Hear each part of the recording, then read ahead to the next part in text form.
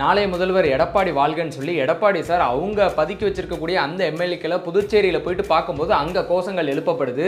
இன்னொரு பக்கம் டிஎம்கேவோட எம்எல்ஏக்கள் கூட்டம் இன்னைக்கு நடக்குது. அந்த எம்எல்ஏக்கள் கூட்டத்தில் தலைவர் என்ன முடிவெடுத்தாலும் அத்தனை எம்எல்ஏக்களும் அதுக்கு அடிபணியணும் அப்படிங்கிற ஒரு உத்தரவு பிறப்பிக்கப்பட்டிருக்கு. அது மட்டும் இல்லாமல் தலைவர் நான் ஒரு ஸ்ட்ராங்கான எதிர்க்கட்சியாக இருக்க தான் விரும்புகிறேன். அதாவது ஸ்டாலின் சார் வந்து அவர் சொல்லியிருக்காரு என்னன்னா, நான் ஒரு ஸ்ட்ராங்கான எதிர்க்கட்சியாக நிற்க தான் விரும்புகிறேன். ஆனால் இந்த ஒரு கட்சியோட இக்கட்டான சூழ்நிலையில் மாநிலத்தோட நலன் கருதி கட்சியோட மூத்த ஆட்கள் கிட்ட மட்டும் நான் வந்து பேசிட்டு சில முடிவுகள் எடுப்பேன்.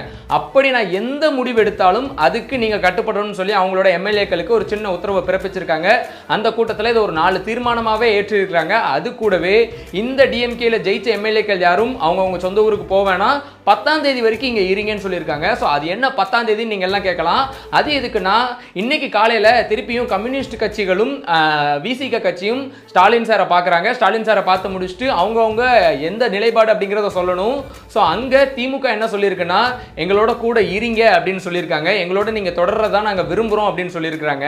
ஸோ இந்த பக்கம் என்ன நடக்குனே புரியல. ஒரு பக்கம் ஸ்டாலின் சார் நேற்றுக்கு என்ன சொல்கிறாங்க, விஜய் ஆட்சி அமைக்கிறதுக்கு நாங்கள் தடையாக நிற்க மாட்டோம்னு சொல்கிறாங்க. இன்னொரு பக்கம் அவருக்கு ஆட்சி அமைக்க தேவை இந்த கம்யூனிஸ்ட் கட்சிகளோட சப்போர்ட், விசிகாவோட சப்போர்ட். அந்த சப்போர்ட் கிடைக்காம போகிறதுக்கு என்னென்ன வழி உண்டோ அதை பார்த்துட்டு இருக்காங்க. பட் அது அவங்களோட கூட்டணி கட்சிங்கிறங்க ஒரு ஃபார்மாலிட்டிக்காக எங்களை விட்டு போகாதீங்க அவங்க சொல்ல தான் செய்வாங்க.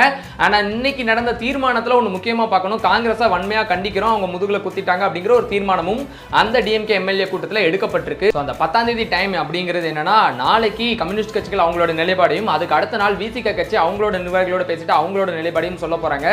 ஸோ இது போக வேற என்ன நடந்துச்சு, எடப்பாடி பழனிசாமி சார் ஆளுநரை பார்க்க டைம் கேட்டாங்க. ஆனால் ஆளுநர் அவங்கள பார்க்கல போல இருக்கு. நேரா இவர் வண்டி எடுத்து வெளியே போனவங்க ஆளுநர் மாளிகை போவாங்கன்னு எல்லாரும் நினைச்சா நேரா அங்க புதுச்சேரியில அங்க இருக்கக்கூடிய அந்த எம்எல்ஏக்களை பார்க்க போயிட்டாரு. இன்னொரு பக்கம் விஜய் சார் ஆளுநரை பார்த்து மீண்டும் ஒரு முறை ஆட்சி அமைக்க எங்களுக்கு வந்து அழைப்பு விடுக்கன்னு கேட்ட போதும் ஆளுநர் சுமார் 40 நிமிஷம் மீட்டிங்கை வச்சு முடிச்சுட்டு விஜய்க்கு நான் எல்லாத்தையும் எக்ஸ்பிளைன் பண்ணி அனுப்பிச்சிருக்கேன், அவங்க கிட்ட மெஜாரிட்டி இல்லைன்னு சொல்லி அனுப்பிச்சிட்டாரு. அண்ட் ஆளுநர் இப்போ ஒரு பேட்டியும் கொடுக்குறாரு.